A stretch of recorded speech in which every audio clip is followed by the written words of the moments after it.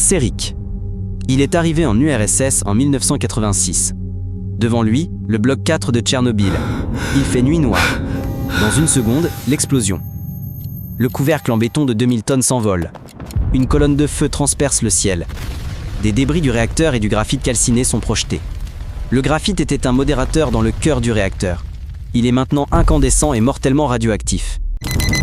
Rick n'a aucune préparation. Il est près du réacteur, sans combinaison, ignorant ce qui est arrivé. Sous ses pieds, des morceaux de graphite dangereux. Dans l'air, de la poussière radioactive. Des employés de la station courent partout. Certains se tiennent le visage. D'autres arrachent leurs vêtements brûlés. Ils ignorent avoir reçu une dose mortelle. Rick est immobile. Il ne ressent aucune douleur. Le rayonnement radioactif est inodore et invisible. Son corps a pourtant déjà reçu une dose létale de radiation. À l'intérieur, les molécules se désintègrent. Les rayons gamma traversent son corps et endommagent les organes internes. Les particules bêta brûlent sa peau. Les particules alpha s'installent dans les poumons si de la poussière est inhalée. Tout cela se produit déjà simultanément. Les pompiers courent sur le toit. Ils pensent que c'est un incendie normal. Ils manipulent des morceaux de graphite radioactif sans gants. Un seul contact suffit pour une irradiation mortelle. Ils continuent de travailler sans savoir qu'ils meurent déjà. Un goût métallique aux lèvres. Il vient de l'air ionisé par l'irradiation intense. On perçoit des odeurs d'ozone et de fer. Les muqueuses de Rick sont brûlées. Ses cellules nasales et de gorge meurent. Il tousse et frotte son visage. La poussière adhère à sa peau. Elle se loge dans ses voies respiratoires, irradiant de l'intérieur. Rick regarde ses mains et s'attend à se transformer en Hulk. Mais cela n'arrive pas.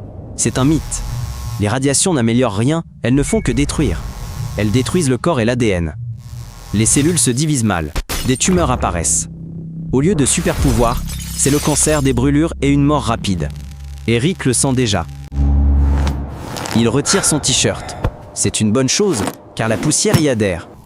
Des particules radioactives s'accrochent aux vêtements et se logent dans les plis. Même si la personne n'est pas irradiée, les vêtements peuvent continuer d'irradier. En cas d'accident, la première chose est de retirer les vêtements extérieurs. À Tchernobyl, des pièces scellées gardent encore des milliers de vestes et bottes de liquidateurs. Ils ne peuvent être éliminés, car ils sont toujours dangereux. Je lui donne un masque à gaz. Il le met, mais l'enlève après 5 secondes. Le rayonnement gamma traverse tous les filtres. Le masque à gaz n'aide presque pas.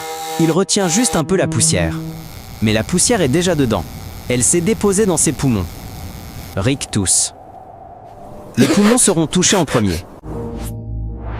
Il trouve une pilule d'iodure de potassium et l'avale. Trop tard. L'iode peut protéger la thyroïde. Il faut le prendre avant l'iode radioactif. Le tissu est déjà irradié. La scène est courte, mais les conséquences dureront longtemps. Des soldats arrivent à la gare. Certains y resteront quelques minutes, d'autres plusieurs heures. Tous recevront de fortes doses. Beaucoup seront brûlés. La plupart mourront aussi bientôt. Plus tard, des gens en combinaison de protection apparaissent. Mais ces combinaisons protègent de la poussière et des liquides, pas des rayons gamma. Les rayons gamma traversent même le béton. J'enfile la combi de protection à Rick. Extérieurement, elle est imposante. Tissu épais, masque, gants. Dedans, Rick est le même. La radiation passe à travers, comme la lumière le verre. Il ralentit à peine. Tout est déjà trop tard.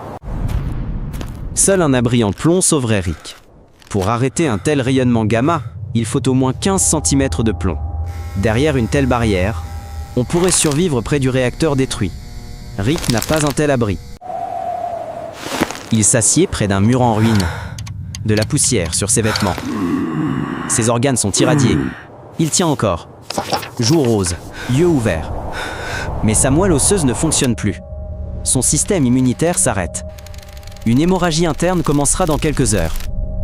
Abonnez-vous à lui, tant qu'il respire. Tout le monde est parti de Tchernobyl à Vel, époque. Et 35 ans après, personne n'y vit encore. La ville est morte. Elle est recouverte de poussière, de fissures et de rouille. La forêt l'a engloutie. Un immense sarcophage protecteur a été érigé sur le réacteur détruit. Il bloque la radioactivité. Mais sous lui, le combustible est mortel. Il est toujours là. Et il est toujours dangereux.